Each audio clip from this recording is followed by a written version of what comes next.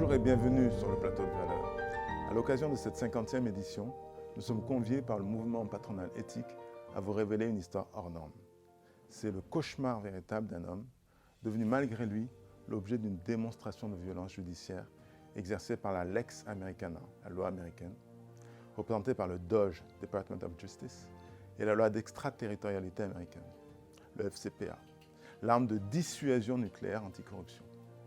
Cet homme est passé de notable mondial, il était directeur commercial monde d'une branche énergétique du champion mondial français, Alstom, à paria international, abandonné dans les geôles américaines les plus terribles un soir de printemps 2013. Dans les conditions les plus inhumaines pour avoir simplement exécuté loyalement et légalement, au regard du droit français, son contrat de travail. Oblige de plaider coupable pour espérer réduire sa peine d'une faute qu'il n'a pas commise et dont il apprend par bribes les détails depuis son cachot. Alors même que les véritables responsables de la situation, les dirigeants, les décideurs, n'étaient quant à eux aucunement inquiétés judiciairement et organisaient la cession de ce trésor industriel national. Voici donc l'histoire de Frédéric Pierucci, qui nous reçoit chez lui en ce mois de février 2021, 7 ans après le début de l'affaire, à Saint-Nom-la-Bretèche, petite ville des Yvelines, qui tire son nom d'un évêque qui entreprit de réévangéliser le pays après les invasions normandes du IXe siècle. Bonjour et merci infiniment de nous recevoir chez vous. Est-ce que ce lancement est bien fidèle à l'histoire que vous avez vécue, M. Pierucci? Merci beaucoup Mathieu, je suis ravi de vous accueillir chez moi aujourd'hui. Vous avez réussi à résumer en quelques minutes effectivement 300 pages et surtout 25 mois d'enfer, voire 7 ans d'enfer en quelques minutes. Donc oui, c'est plutôt fidèle à ce que j'ai vécu. Écoutez, moi personnellement, j'ai vécu en lisant cet ouvrage un choc. Donc pour relater cette histoire, je vous demandais d'abord de vous présenter, tout simplement. L'humain d'abord, on va commencer par l'humain. Donc, donnez-nous un petit peu une situation, brossez-nous une situation de votre univers familial. Alors, donc, Frédéric Pierucci, je suis né en 68, dans le Pas-de-Calais, comme mon nom l'indique. J'ai fait des études classiques en France, école d'ingénieur, MBA ensuite aux États-Unis. Je suis marié, j'ai 4 enfants, 2 paires de jumeaux. Et j'ai eu une carrière à l'international. En fait, j'ai passé plus de 20 ans dans le groupe Alstom, en étant expatrié la plupart du temps. Donc j'ai en gros passé un tiers de ma carrière en Asie, en Chine notamment, et à Singapour, un tiers aux États-Unis, et l'autre tiers en Europe, dans plusieurs pays d'Europe. Voilà, une carrière très internationale. Donc Singapour. Singapour, à l'époque des faits, ce 14 avril 2013, vous venez de Singapour, Hong Kong, New York, il est 20h, que se passe-t-il? Alors j'arrive effectivement de Singapour. Je venais d'être basé à Singapour depuis simplement 8 mois, dans le cadre d'un projet de partenariat entre Alstom et non concurrents chinois.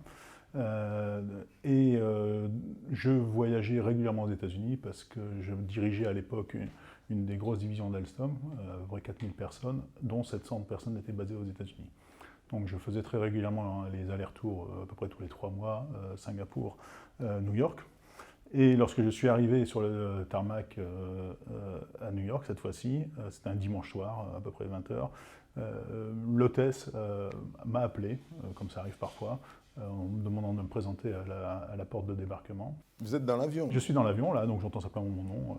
Monsieur Pierucci, est-ce que vous pourriez vous présenter à l'équipage? Donc, ça arrive de temps en temps, donc j'y vais. Et là, la porte s'ouvre et j'ai 5 personnes qui m'attendent du FBI. Et donc, excusez-moi, je vous interromps, mais à ce moment-là, est-ce qu'il y a une intuition, il y a quelque chose en vous? Vous avez le sentiment d'avoir commis une faute? 5 personnes devant vous qui vous arrêtent à la sortie de l'avion? Zéro, enfin, c'est le choc complet. Je ne m'attendais absolument pas à être arrêté en arrivant aux États-Unis. Donc là, ils me menottent à la sortie de l'avion, hein, avec les menottes dans le dos, et ils me font traverser tout l'aéroport. Dans le dos? Comme ça. Voilà. Et donc je passe les contrôles menottés. On me met dans une voiture banalisée et on m'emmène au siège du FBI à Manhattan. donc en passant par les souterrains, et voilà. Et donc je me retrouve dans le bureau du procureur du Department of Justice au siège du FBI à Manhattan. Et j'arrête pour que nos téléspectateurs comprennent bien. Pendant tout ce temps-là, vous n'avez aucune idée de ce qu'on vous reproche. J'ai aucune idée, et ceux qui m'arrêtent n'ont aucune idée non plus, parce qu'ils avaient juste voilà. Pardon, excusez-moi. Ils devaient juste m'arrêter et m'amener au siège du FBI. Donc non, absolument pas. Donc, est-ce que vous sentez de la part de ces gens-là de la brutalité, de la fermeté, alors que vous êtes, vous, effectivement, dans une situation Ouais, complètement... ils sont très fermes, c'est des marshals et des gens du FBI, donc ce ne sont pas oui, ils sont fermes dans leurs propos, mais comme je suis courtois, ils se comportent bien avec moi. Et donc, c'est vraiment l'effet de surprise complet. Et lorsque j'arrive dans le bureau du Department of Justice, donc je rencontre le procureur, le fameux Doge, je rencontre ce procureur, et là commence, il m'explique pourquoi je suis là. Et vous comprenez? Alors là, je comprends. Là, je comprends et pourquoi. Vous faites le lien de causalité entre... Oui, là, je fais le lien parce que ce qu'il me dit simplement, c'est que voilà, votre entreprise, M. Pierucci, est sous enquête du Department of Justice pour des affaires de corruption partout dans le monde. Votre entreprise et votre patron a décidé de ne pas coopérer avec le Department of Justice. Ça fait plus de 3 ans, et donc nous avons perdu patience, et donc nous avons décidé de vous arrêter, vous, pour en fait mettre la pression sur le PDG du groupe. Notre intention étant de mettre le PDG du groupe en prison pendant très très longtemps.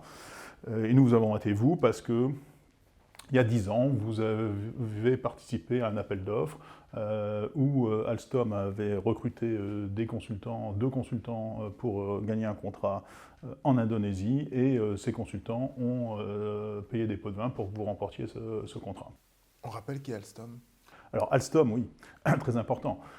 Alstom, on a peut-être oublié maintenant, mais c'était un des plus grands groupes du CAC 40, un des leaders mondiaux, un des fleurons. Nous avions en fait 3 grandes divisions. Première grande division, c'était la division production d'électricité, donc dont nous fabriquions des centrales électriques clés en main pour des centrales nucléaires, des centrales charbon, des centrales des éoliennes, de l'hydro. Et nous étions dans les 2 ou 3 leaders mondiaux selon le type de production d'électricité.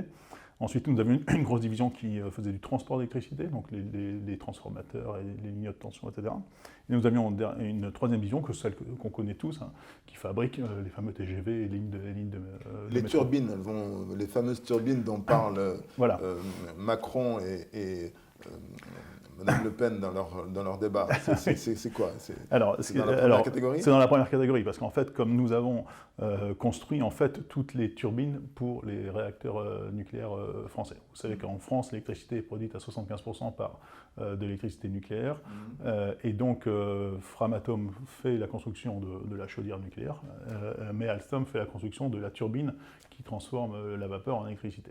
Et donc, toutes les centrales nucléaires françaises sont équipées de turbines Alstom. Et donc, nous en assurons maintenant, bien évidemment, la maintenance. Donc, nous étions de très loin le leader mondial dans ce domaine. À peu près 50% des centrales nucléaires dans le monde sont équipées. Et le bras armé, si je puis dire, du nucléaire français. Et le bras armé du nucléaire français, avec EDF, avec Framatome, et le CEA, bien évidemment, ça fait partie, c'est l'équipe de France du nucléaire qui a été très bonne à l'international depuis, en tout cas dans les années 90 et 2000. Là, on a compris ce qu'est Alstom, on a compris ce qu'est ce fleuron de l'industrie française. Revenons un petit peu au droit. Parce que là, vous êtes arrêté parce que vous avez enfreint une règle qui est le FCPA, c'est ça? Et qu'est-ce que c'est que ce FCPA? Alors, le FCPA, c'est la loi anticorruption américaine qui punit... Vous pouvez traduire le sigle? Alors, ça veut dire Foreign Corrupt Practice Act. C'est une loi qui date de 1977 et qui interdit aux entreprises américaines de payer des pots de vin à l'étranger à des agents publics pour remporter des contrats. Donc extraterritorialité acquise. Alors, au début, elle n'est pas extraterritoriale. Au début, lorsqu'elle a été créée, cette loi en 1977, elle n'est pas extraterritoriale, elle s'applique simplement aux entreprises américaines.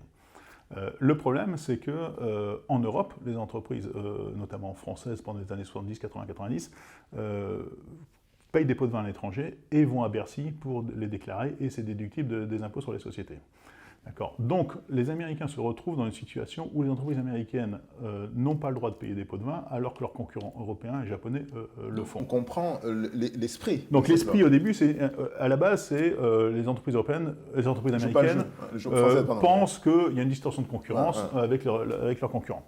Donc, ils font pression sur le Congrès américain pour que cette loi ne s'applique pas. Et en fait, pendant 25 ans, cette loi ne va pratiquement pas s'appliquer, de 77 jusqu'à 98. Arrive 98, trois choses arrivent en 98, enfin dans les années 90. Premièrement, la chute de l'Empire soviétique, et vous vous retrouvez avec 16 agences de renseignement américaines qui se retrouvent au chômage. Il n'y a plus personne à les déstabiliser politiquement, c'est la fin de l'histoire. Donc Clinton réoriente toutes ces agences de renseignement du renseignement politique vers le renseignement économique. Et maintenant, il est admis qu'à peu près 65% de l'activité des agences de renseignement américaines sont concentrées sur le renseignement économique. Ce que révélera Snowden par la suite en 2013.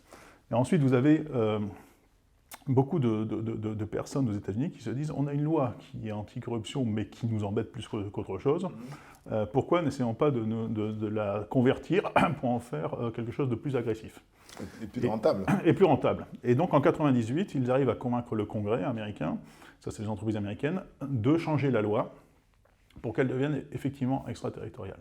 Après, il y a le Patriot Act. Voilà. Et derrière, donc deuxième étape, c'est l'extraterritorialité de cette loi. Alors juste peut-être pour nos auditeurs ce que ça veut dire extraterritorial, ça veut dire que cette loi, à partir de 1998, s'applique à toutes les entreprises dans le monde, et non pas qu'aux entreprises américaines, à partir du moment où il y a un rattachement territorial, même minime, avec le territoire américain. Comment est-ce qu'il est matérialisé, ce rattachement ? Alors, deux grands canaux. Premier canal, le canal du dollar. À partir du moment où il y a une transaction en dollars dans le monde entre deux entités, ça veut dire qu'il y a un moment dans la chaîne de paiement, une clearing bank aux États-Unis, donc un contact avec le territoire américain. Donc ça veut dire que toutes les transactions dollars, toutes les entreprises qui contractent en dollars sont sous loi américaine. Et le deuxième canal, c'est le canal, vous l'avez mentionné, d'Internet et des GAFA. À partir du moment où des entreprises utilisent des emails qui transitent ou qui sont stockés sur des serveurs qui sont basés aux États-Unis, donc vous utilisez Gmail ou ce genre de choses, il y a un lien avec le territoire américain, donc vous êtes sous loi américaine aussi.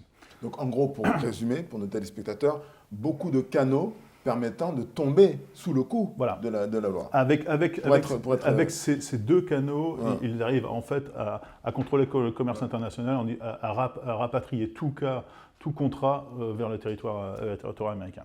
Donc ça, c'est la deuxième étape. Donc, mais on précise quand même que cette loi parte d'une intention équitable. Ah ben, bien sûr, toutes ces lois, à la base, c'est bien évidemment sous couvert de valeurs morales indiscutables. Tout le monde est contre la corruption, etc. Le problème, c'est l'utilisation de ces lois sous couvert de bonnes valeurs morales indiscutables. C'est ça le vrai sujet. Donc, cette loi devient extraterritoriale en 1998. Et puis, le troisième volet, c'est que les États-Unis font pression sur les pays membres de l'OCDE pour que chaque pays membre de l'OCDE adopte des lois anticorruption. C'est pour ça qu'à partir de l'an 2000, en France, les entreprises françaises ne vont plus à Bercy déclarer des pots de vin et ont interdiction de payer des pots de vin. Donc ça, vous avez ces trois éléments, plus derrière le Patriot Act, vous l'avez mentionné. Donc là, qui donne encore plus de latitude aux agences de renseignement américaines. Le Patriot Act. Le Patriot Act, c'est suite aux événements du 11 septembre. Les États-Unis se renforcent juridiquement pour pouvoir en fait espionner toutes les transactions et toutes les communications numériques. Et donc, encore une fois, derrière ça, c'est la lutte contre le terrorisme, mais bien évidemment, ça va être utilisé comme arme de guerre économique, etc., pour espionner surtout les concurrents des entreprises américaines. Ce que révélera Snowden en 2013. Donc maintenant, on a compris la cause impulsive, si je puis dire. On est donc le 14 avril, 20h. Le juge a rendu son si je peux dire ça. Non, le procureur, pardon. Le procureur, en fait, vous ne verrez jamais de juge. Moi, en 7 ans de procédure, je n'ai jamais vu de juge, sauf vraiment à la fin. Donc, en fait, le procureur m'indique, voilà, Monsieur Pierucci, vous devez faire un choix. Un choix ou un deal ? D'abord un choix. Ou un deal. Mais en gros, ce qu'on vous dit, vous sortez de l'avion, vous êtes un peu groggy quand même, après 24 heures de vol, Et on vous dit, voilà, on vous conseille de ne pas appeler ni votre entreprise ni l'ambassade de France. On vous conseille plutôt de jouer la top à l'intérieur de votre entreprise. Et vous devez faire un choix dans la minute. Donc là, j'ai décidé d'appeler mon entreprise et d'appeler le consulat, bien évidemment, comme l'aurait fait à peu près tout le monde. Mais dans l'esprit américain, ça veut dire que je ne coopère pas avec la justice américaine. Ça veut dire que je ne fais pas ce que le procureur du département de justice me demande de faire, c'est-à-dire de jouer la top dans mon entreprise. Alors jouer la top, ça veut dire quoi? Ça veut dire que vous allez tous les jours avec un micro sous la chemise, au travail, vous enregistrez vos collègues. Comme dans les films. Et vous essayez de les faire parler pour qu'ils s'auto-incriminent. Comme dans les films. Voilà, comme dans les films. Et en échange de ça, vous avez une immunité du département de justice ou en tout cas une peine fortement réduite. Quelque chose d'important avant de parler de l'univers carcéral, c'est de préciser que, contrairement au droit français, le procureur instruit à charge uniquement. Le procureur instruit à charge uniquement, et en fait, il y a eu une dérive, si vous voulez, depuis une quinzaine d'années, notamment depuis le 11 septembre, où on est maintenant dans une situation où on se retrouve face à des super procureurs qui ont interprété le droit américain et qui, en fait, négocient avec vous pour vous proposer un deal. Et si vous refusez ce deal, vous risquez des années, voire des dizaines d'années de prison. Alors même que vous n'avez pas forcément fait... C'est pour ça qu'aux États-Unis, vous avez un taux d'incarcération qui est 7 fois supérieur au taux d'incarcération en France par rapport au nombre d'habitants. Vous disiez que les juges, le département de justice, gagnent 98% de ces procès, quoi, en gros. En fait, sur 100 personnes mises en examen, vous en avez 90 qui plaident coupables. Parce que s'ils ne plaident pas coupables, le risque d'aller au procès est beaucoup trop grand parce que les peines de prison sont complètement disproportionnées. Moi, on m'avait proposé, si j'allais au procès et que je perdais le procès, c'était 15 à 19 ans de prison. Et par contre, si je plaidais coupable, c'est 6 mois. Et au bout de 6 mois, ils vous relâchent. Donc, à moins d'aimer jouer à la roulette russe, vous prenez le deal, vous priez pour sortir au bout de 6 mois, et puis c'est tout. Donc c'est pour ça que 90% des personnes plaident coupables sans même aller au procès, et sur les 10 qui vont au procès, vous en avez 8,5 qui perdent, donc vous avez ce taux d'incarcération stalinien. Donc ce 14 avril, vous ne plaidez pas coupable au début? Non, parce qu'au début, là, on n'est que la première phase. Et vous ne savez pas, vous n'avez pas d'avocat, à ce moment-là, vous n'avez pas encore d'avocat. Mais je ne sais même pas quelle est ma mise en examen. Et vous n'avez même pas pu communiquer avec votre famille, vous êtes donc là piégé. Voilà, donc là... Le piège que vous révélez... C'est un piège pour tout le monde, vous allez voir qu'au fur et à mesure dont on va en parler, ça se révèle un piège pour beaucoup de gens. Donc je refuse, j'appelle l'entreprise, j'appelle le consulat, l'entreprise qui me dit, le directeur juridique qui me dit mais c'est quoi cette histoire, je ne comprends pas, je tombe des nues, je suis en train d'aller prendre l'avion moi-même pour aller à Washington pour ce qu'il pensait être la négociation finale avec le département de justice. Donc là on fait une parenthèse dans la parenthèse, c'est que déjà l'entreprise en question était sous le coup de la justice américaine. Oui, ça faisait 3 ans en fait, ils traînaient les pieds pour coopérer avec la justice américaine. Mais eux pensaient qu'ils coopéraient, alors que le département de justice pensait qu'ils ne coopéraient pas. Et en fait, ils ont très bien calculé mon arrestation pour mettre le maximum de pression sur ce directeur juridique qui allait justement à Washington pour ce qu'il pensait être la négociation finale. Donc pour lui mettre le maximum de pression aussi dans cette négociation. Donc vous voilà donc en cellule. Oui. Pourriez-vous décrire cet univers carcéral? Alors, la première nuit, c'est une cellule dans la prison de Manhattan, celle où Jeffrey Epstein s'est pendu, là, donc c'est un peu noir. Le lendemain, je passe devant un magistrat pour demander une libération sous caution. Vous savez qu'aux États-Unis, lorsque vous êtes mis en examen, vous pouvez être libéré sous caution pour pouvoir vous défendre de chez vous. Des gens comme Madoff, comme O.J. Simpson ont été libérés sous caution. Par contre, si vous êtes français, et c'était mon cas, donc quand vous êtes français, vous n'êtes pas libéré sous caution. Ils considèrent que vous êtes ce qu'ils appellent un flight risk. Vous pouvez repartir. Même si vous mettez un bracelet électronique au pied, même si vous mettez dans un appartement avec des gardes 24 heures sur 24, même si vous prenez votre passeport, ils pensent que vous avez un moyen de vous échapper. Donc là, on me refuse ma libération sans caution, et là, c'est vraiment le début de l'enfer carcéral, parce que là, on m'emmène dans un fourgon blindé, comme vous voyez dans les séries télévisées, dans une prison de haute sécurité. Donc là, 4 niveaux de sécurité dans les prisons américaines, on vous met directement au plus haut niveau de sécurité avec ce qu'on appelle les criminels de carrière. Et ces prisons de sécurité, c'est pas prison break, hein. C'est beaucoup plus dur que ça. Ça n'a rien à voir. Vous êtes combien par cellule, là? Là, on est 54. On est 54 dans un dortoir, avec lumière 24 heures sur 24, 7 jours sur 7, avec des 5 toilettes sans porte, sans mur, rien du tout entre eux, avec des douches pareilles, une douche commune, et on vous laisse pourrir là. On vous laisse pourrir jusqu'à temps que vous êtes prêt à, en fait, plaider coupable. Avez-vous eu la chance de partager votre cellule avec des gens, si je puis dire, sociables? Ben, en fait, vous êtes avec la crème de la crème, là, parce que vous êtes avec des criminels de carrière. Donc, ce sont des gens qui sont déjà là depuis 10 ans, 15 ans, 20 ans, et qui seront encore là dans 10 ans, 15 ans, 20 ans. Pour vous, vous arrivez dans un univers qui est complètement étranger. 24 heures avant, j'étais avec ma femme et mes enfants à Singapour. Mais vous arrivez chez eux. C'est ça qu'il faut bien comprendre, c'est que pour eux, c'est leur maison et ils essayent quand même de faire un maximum pour qu'il y ait une certaine règle, une certaine propreté, etc. En fait, ils sont extrêmement stricts sur tout ce qui est hygiène, bien évidemment. Il ne faut pas les regarder, il ne faut pas tousser, il ne faut pas... Vous apprenez les règles très très rapidement, hein. En 24 heures, vous apprenez les règles, hein. Vous vous asseyez pour pisser, vous ne crachez pas dans le lavabo lorsque vous brossez les dents, vous crachez dans les toilettes, etc. Enfin bref, vous apprenez très très rapidement les règles.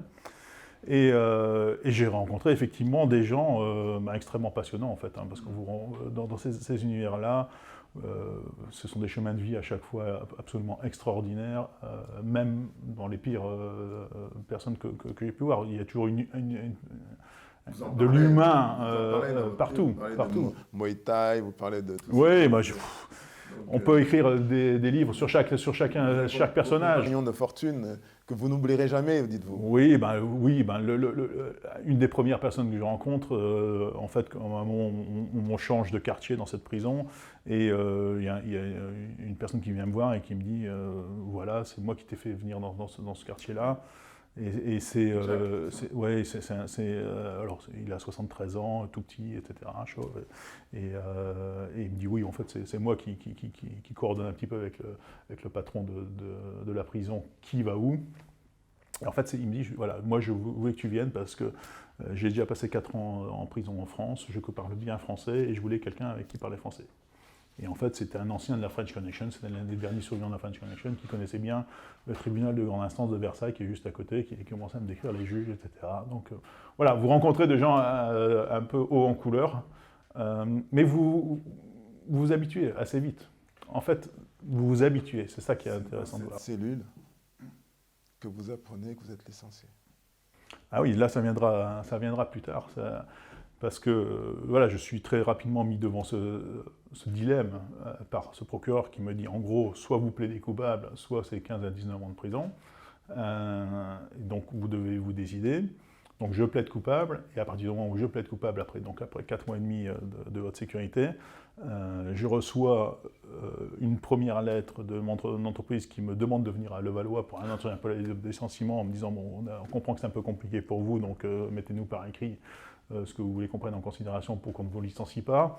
Et ensuite, je reçois ma lettre de licenciement un mois après, motif de licenciement, abandon de poste, parce qu'effectivement, je ne suis pas à Singapour en train de travailler. Ça en prison. En prison. Voilà. Abandon de poste, on vous licencie, on arrête de payer votre avocat. Le courrier a été envoyé chez vous, je présume? Le courrier a été envoyé à mon avocat qui me l'a fait... Pendant ce temps-là, je fais une parenthèse, encore une fois, vous m'excuserez. Votre famille? Alors voilà, en fait, les vrais héros de cette histoire, c'est ma famille, quoi. Parce que ma femme est à Singapour. Clara, votre épouse. Voilà, avec les 4 enfants. Les 2 paires de jumeaux. Les 2 paires de jumeaux. Elle doit gérer son travail, parce qu'elle travaille. Elle doit gérer les 4 gamins. Elle doit gérer Alstom, avec les peu de contacts qu'elle va avoir avec Alstom. Et son mari, à 12 000 km de là, dans une prison de haute sécurité. Et au début, vos enfants ne savent pas, on leur dit pas la vérité. En fait, on leur a dit très très tard la vérité, parce qu'au début, moi je pensais que j'allais ressortir tout de suite. Si c'est un mauvais film, Alstom va faire un accord avec le département de justice, et je vais sortir. Et en fait, plus le temps passe, plus je me rends compte que ça ne va pas arriver, et que je suis seul. Et en plus, vos avocats ne sont pas brillants, si je puis dire. C'est pas qu'ils sont pas brillants, ils sont brillants, mais le seul problème, c'est qu'ils ne travaillent pas pour moi. Ils ne sont pas brillants.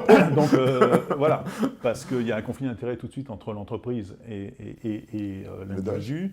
Moi, ce que je souhaitais, c'est collecter des informations pour me disculper, et l'entreprise ne souhaitait absolument pas m'envoyer des informations qui me disculperaient. Il y avait notamment une enquête interne qui avait été faite sur ce fameux projet en Indonésie, par un cabinet d'avocats américain qui me disculpait. Et donc j'ai demandé à l'entreprise de m'envoyer ce rapport d'enquête interne qui me disculpait. Bien évidemment, l'entreprise ne m'a rien envoyé parce que, bien sûr, ce rapport me disculpait, mais mettait en cause d'autres personnes qui n'étaient pas encore arrêtées. Donc quand vous êtes patron d'entreprise, vous n'allez pas donner à votre employé un document qui risque de mettre en cause des personnes qui sont encore dans l'entreprise et qui ne sont pas... Si je puis dire, le piège parfait. C'est le piège parfait. Donc vous vous retrouvez seul. Vous vous retrouvez complètement seul. À part votre famille. Et là, c'est vraiment mon épouse qui a, avec ma sœur, avec mes parents, qui ont tout fait pour collecter les informations sur cette fameuse loi. L'abnégation de vos parents qui, fatigués, malades, font le trajet jusqu'à là-bas. Parce que moi, je ne connais pas cette loi. Ils passent des heures dans les cellules, dans les transports, dans les parloirs. Ma femme vient me voir une fois, on se voit via une vitre blindée au téléphone pendant 1 heure. Voilà. Et elle tient le choc. Ouais, elle tient le choc, les enfants tiennent le choc, les parents tiennent le choc, tout le monde tient le choc, en fait, ma soeur tient le choc. Et financièrement, comment on fait dans cette situation-là? Comment on vit? Comment on survit? Comment on paye les traites? C'est l'enfer pour tout ça, parce que à partir du moment où je suis licencié, bien évidemment, c'est le début du cauchemar financier, et donc vous perdez tout. En plus de ça, on va y arriver, mais à un moment, je vais être libéré, et je vais devoir émettre une caution d'1,5 million de dollars. Extraordinaire, l'attitude de ces Américains qui, qui prennent leur maison en caution pour vous. Imaginez. Incroyable. Imaginez que voilà, vous êtes en prison de haute sécurité pour une affaire de corruption et que vous deviez demander à des proches de mettre leur propre maison en caution pour vous sortir de là. Et ils l'ont fait. Ils l'ont fait. Ouais. Donc, effectivement, j'avoue que voilà, c'est vraiment incroyable, parce que c'est juste un geste extraordinaire. Venons-en maintenant à l'entreprise. Quel était l'objectif du Doge, et est-ce que l'objectif a été atteint? Et quel était l'objectif des dirigeants d'Alstom, et est-ce que l'objectif a été atteint? Alors, l'objectif du Doge, enfin en tout cas, ce qu'il faut bien comprendre, c'est que cette loi est utilisée comme arme de guerre économique par les États-Unis pour déstabiliser les concurrents des grandes entreprises américaines et principalement les concurrents européens. Si vous regardez sur toutes les entreprises qui ont payé plus de 100 millions de dollars d'amende au titre de cette loi américaine, vous vous rendez compte que les 80% des amendes sont payées par des entreprises non américaines. Donc simplement, il n'y a que 20% d'entreprises américaines qui y font partie. Le coût le plus élevé a été payé par la France? Alors, le coût le plus élevé a été payé par Alstom, à l'époque, 772 millions. Combien? 772 millions et la vente des 2/3 d'Alstom à son grand concurrent General Electric. General Electric, ça fait 5 fois qu'il rachète une entreprise utilisant exactement la même stratégie. C'est-à-dire que l'entreprise est mise en examen pour enfreinte au FCPA, le dirigeant est bien évidemment mal en point, risque d'aller en prison. General Electric arrive comme le chevalier blanc, rachète l'entreprise à bas coût et le président ne va pas en prison. Voilà. En gros, ça fait 5 fois qu'ils font la même chose.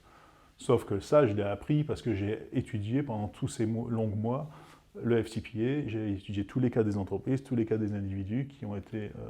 Est-ce qu'on peut dire là que le Doge n'est pas indépendant? Le Doge n'est pas indépendant. Dans le système judiciaire américain, déjà, il n'est pas indépendant. Et on le verra de plus en plus. Il y a une asymétrie complète des sanctions entre les cibles européennes et les cibles américaines. Quand vous vous rendez compte que 2/3 des amendes sont payées par des entreprises européennes, il suffit de prendre quelques secteurs d'activité. Je vais vous prendre 2 exemples. Dans le secteur d'activité de la production d'électricité, vous aviez 4 grands concurrents américains, non américains aux entreprises américaines. Ces 4 grands concurrents étaient Alstom, Siemens, ABB, Hitachi. Tout acheté. Les 4 ont été poursuivis par le département de justice pour enfreinte au FCPA. Est-ce que les 4 ont payé des pots de vin? Les quatre ont payé des pots de vin, comme les entreprises américaines ont payé des pots de vin. Sauf que l'asymétrie des sanctions, c'est que ces quatre-là ont été ciblés par les entreprises, par le Department of Justice. Vous reprenez tous les concurrents américains.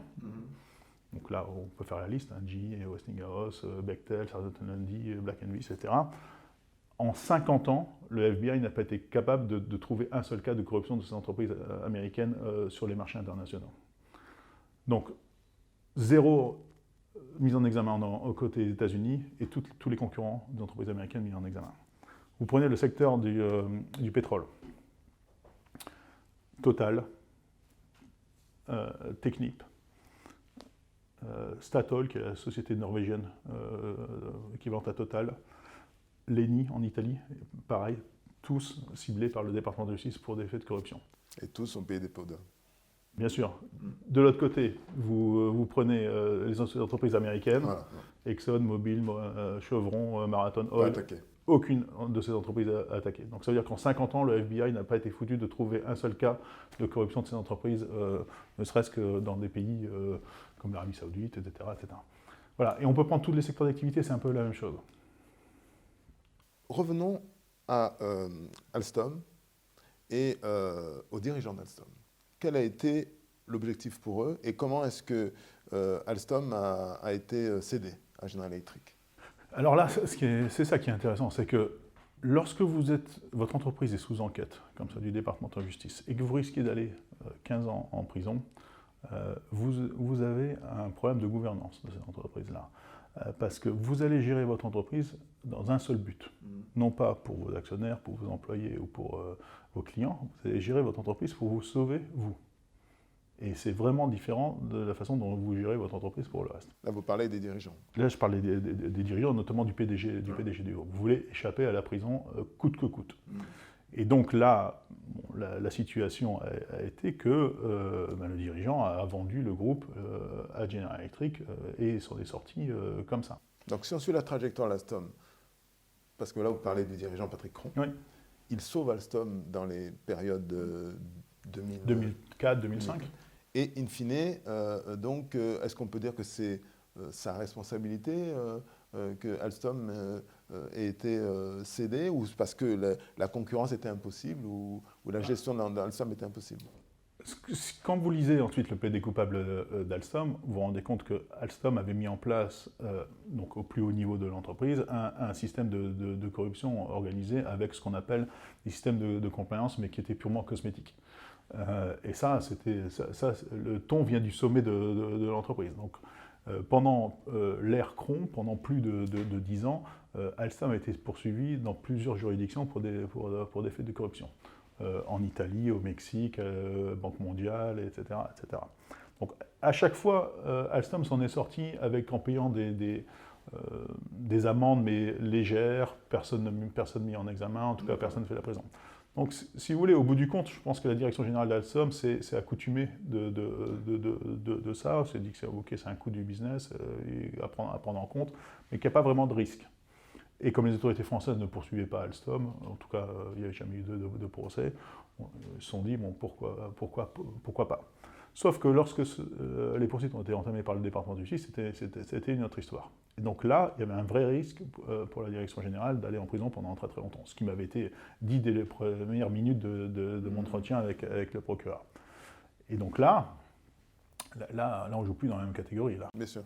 Là, on ne joue plus dans la même catégorie, parce qu'on risque d'aller, c'est sauf qui peut, donc, au point d'aller négocier la vente du fleuron à General Electric à 3, simplement, sans même mettre dans la partie le directeur financier ou le directeur de la vente. Et Siemens qui était sur le coup aussi. Alors après, c'est Montebourg qui essaye de faire une contre-offre avec Siemens. Mais au début, c'est le PDG du groupe avec le directeur juridique et une autre personne qui vont négocier avec General Electric dans le dos de tout le monde, dans le dos de la direction générale d'Alstom, dans le dos du gouvernement, avec General Electric. Les actionnaires à 92% acceptent, valident. Bien après. Mais pourquoi ils valident?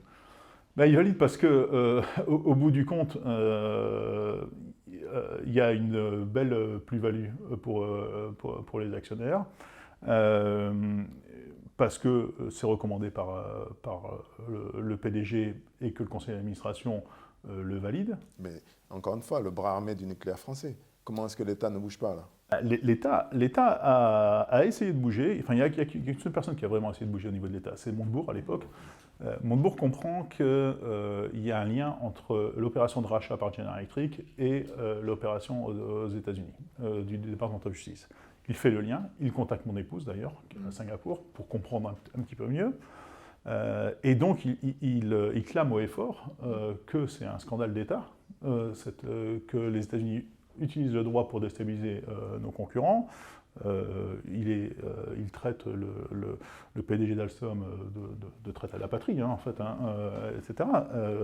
Et donc, il va très très loin. Mais c'est pour ça qu'il essaye de monter une contre-offre à l'offre de General Electric avec Siemens, etc., qui n'aboutira pas. Mais au bout du compte, il n'est pas suivi ni par le Premier ministre, ni par le président de l'époque, Hollande. Et donc, c'est une bataille qui est perdue. Elle est perdue en juin de 2014, où le gouvernement français décide que c'est General Electric qui rachète. Et il me libère, moi, la même semaine où le gouvernement français décide que c'est General Electric. En fait, preuve par neuf. Voilà, on me reste en prison, on est resté 6 mois, ce qu'il m'avait promis. Je reste pour finir 14 mois dans cette prison de haute sécurité. Et on me relâche cette semaine-là. Avec indemnité de la part de Alstom? Avec rien du tout. Je suis licencié, donc avec aucune indemnité. Donc en sortant, je ne suis toujours pas jugé. Parce qu'en fait, il m'avait promis 6 mois, je suis resté 14 mois. Et au bout de ces 14 mois, je ne suis toujours pas jugé. Alors que normalement, quand vous plaidez coupable, vous êtes jugé, on vous donne votre peine aux États-Unis 3 mois après. Là, j'avais plaidé coupable 1 an avant, je n'avais toujours pas de peine. Et en fait, quand je sors de prison, pendant quelques mois, je dois rester aux États-Unis. Ensuite, je reviens en France. Et je suis débriefé par les services de Bercy, de finance économique, qui avaient très bien compris ce qui s'était passé. Vous avez compris? Eux avaient compris, avaient fait des notes internes, etc. Ils m'avaient appelé l'otage économique dans leurs notes, etc. Ils avaient très bien compris ce qui se passait. Mais ils m'ont dit, on n'a pas pu convaincre qui que ce soit. Et maintenant? Alors maintenant, on est plusieurs années après, il y a eu cette affaire Alstom a fait quand même couler beaucoup d'encre. Il y a eu une commission d'enquête parlementaire. Il y a eu cette commission d'enquête? Oui, en 2017, il y a eu une commission d'enquête parlementaire. Avec obligation de prêter serment ou pas? Avec obligation de prêter serment. Et c'est là où vous voyez, dans cette commission d'enquête parlementaire, au moment où Cron est interrogé par cette commission d'enquête parlementaire, vous vous rendez compte qu'il ne peut pas parler. Et lui-même le dit, à cause des accords qu'il a fait avec le département de justice, il ne peut pas parler. Donc vous vous rendez compte que l'extraterritorialité américaine s'applique jusqu'au sein de notre Assemblée nationale dans des commissions d'enquête parlementaire qui doivent être le summum de la transparence de la vie démocratique. Donc, jusque-là, cette extraterritorialité... de loi dans l'espace. Bien sûr. Non, mais c'est extrêmement choquant. Donc, on a... il y a énormément d'éléments choquants dans cette affaire. Le plus choquant pour moi, ça a été encore le fait que, une fois le rachat acté par l'Assemblée générale des actionnaires d'Alstom, donc le 19 décembre 2014, vous avez le même jour la signature du plaidé coupable d'Alstom aux États-Unis. Donc si vous voulez, aux États-Unis, vous avez une équipe qui attendait que les actionnaires valident la vente pour que le même jour, on signe le plaidé coupable d'Alstom. Donc, si on essaie de faire une synthèse, on approche du terme de cette émission. Aujourd'hui, donc, Alstom a été vendu à General Electric. Comment va la situation d'Alstom sous General Electric? Elle s'appelle toujours Alstom d'ailleurs. Alors, elle s'appelle plus Alstom, ça s'appelle General Electric Power System. Elle a été vendue avec la promesse que 1000 emplois seraient créés en France. Ça ne vous a pas échappé qu'au lieu de 1000 emplois créés, on a été plus de 1000 emplois perdus, avec des restructurations à n'en pas plus finir, que ce soit à Grenoble dans l'hydraulique ou à Belfort dans la partie gaz ou dans la partie nucléaire.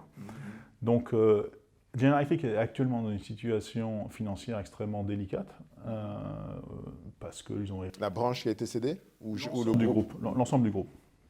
En fait, ce qu'il faut comprendre, c'est que General Electric avait été sauvé par le gouvernement américain dans l'affaire des subprimes en 2008. Le gouvernement américain avait injecté 139 milliards de dollars dans GE Capital pour sauver GE.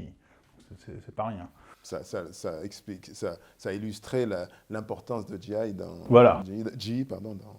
dans l'économie américaine. Voilà, et ça montre aussi l'interventionnisme des États-Unis. Lorsqu'ils veulent sauver leurs propres entreprises, ils n'hésitent pas à investir massivement dans ces entreprises.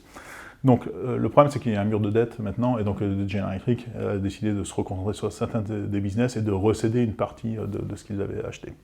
Donc moi, ça fait à peu près 2 ans que je travaille au rachat à General Electric, donc de la partie la plus stratégique pour la France, qui est la partie qui fabrique et qui fait la maintenance des centrales nucléaires françaises, donc des fameuses turbines Arabelle. Alstom, la part d'Alstom. Une partie d'Alstom, la partie la plus française d'Alstom, qui à la fois fait la maintenance des centrales et qui fait la fabrication des nouvelles turbines pour les nouvelles centrales nucléaires. Donc, et là, vous projetez d'aboutir dans cette direction-là? Vous êtes soutenu dans cette direction-là? Alors, par l'État, je veux dire, français? Pendant très longtemps, le discours a été bon, il est urgent d'attendre, etc. General Electric ne met pas ça en vente. Depuis quelques mois, effectivement, le discours change. Notamment la crise Covid, je pense, a fait prendre conscience que la souveraineté industrielle était un élément important de la politique. Et donc, on a de plus en plus de retours favorables. En tout cas, je pense que ça va finir par se faire. Est-ce que ça sera nous qui rachèterons ou quelqu'un d'autre? Mais en tout cas, je pense que la France va remettre un drapeau français sur cette partie-là qui est la plus stratégique. Je vais vous donner quand même un exemple. Lorsque, juste après le rachat d'Alstom par General Electric a menacé EDF d'arrêter de leur fournir des pièces de rechange pour nos centrales nucléaires, parce qu'il y avait un désaccord commercial. Je ne sais pas si vous imaginez ce que ça veut dire. Ça veut dire que vous avez la possibilité qu'une entreprise étrangère mette le pays dans le noir. Parce qu'arrêter de fournir des pièces de rechange pour nos centrales nucléaires, ça veut dire que toutes les centrales nucléaires s'arrêtent. C'est pas de la politique fiction. Bien sûr. En 2003, lorsque nous avons refusé de suivre les Américains dans la guerre d'Irak, les États-Unis ont arrêté de nous fournir des catapultes pour notre porte-avions Charles de Gaulle. Donc ça veut dire qu'on avait un beau porte-avions et on ne pouvait pas catapulter d'avion. Donc il ne servait à rien. Donc ils l'ont fait. Donc il y a quand même quelques industries sur lesquelles il ne faut pas négocier. On a besoin d'une chaîne d'approvisionnement française, on a besoin de contrôler avec des investisseurs français ce genre d'industrie. En fait, l'économie est une façon de faire la guerre sous d'autres formes, c'est ça? Voilà. Est-ce que vous pourriez regarder, s'il vous plaît, cette caméra en indiquant quelles sont les valeurs qui vous ont soutenu et qui vous ont permis de tenir pendant toute cette période? Beaucoup de valeurs. Je pense que la première valeur, c'était la bienveillance. La bienveillance entre les prisonniers. Parce qu'au bout du compte, vous devez tenir le coup et vous êtes obligé de vous serrer les coudes. Donc la bienveillance a été vraiment là du début à la fin, et ça peut paraître un peu paradoxal lorsqu'on vous parle de prison et de personnes qui sont en prison de haute sécurité, mais il y a énormément de bienveillance entre les gens. Beaucoup de respect, énormément de respect entre les personnes. Et peut-être la troisième valeur, celle qui m'a fait vraiment tenir, c'est d'être curieux, c'est d'essayer de comprendre ce qui se passait. Et donc j'ai passé énormément de temps à étudier pour comprendre ce qui se passait. Et donc être curieux, ça vous sauve de beaucoup de choses en fait. Ça vous permet de comprendre le monde et ça vous permet de mettre des mots sur... Vous avez transmis également des cours, je crois. Oui, j'ai donné... En prison. Bah oui, parce qu'il faut s'occuper en prison. En prison, le pire, c'est l'ennui. Donc, en fait, en prison, moi, je me levais à 8h comme si j'allais au travail, je me couchais, et ensuite, je travaillais comme si toute la journée. J'écrivais. J'ai écrit le livre. Merci infiniment. Pendant que je lisais votre ouvrage, je ressentais les mots que vous avez prononcés, la compassion, la bienveillance, le respect. Et en vous voyant, tout ça s'est décuplé. Merci infiniment, M. Pierucci. C'est moi qui vous remercie.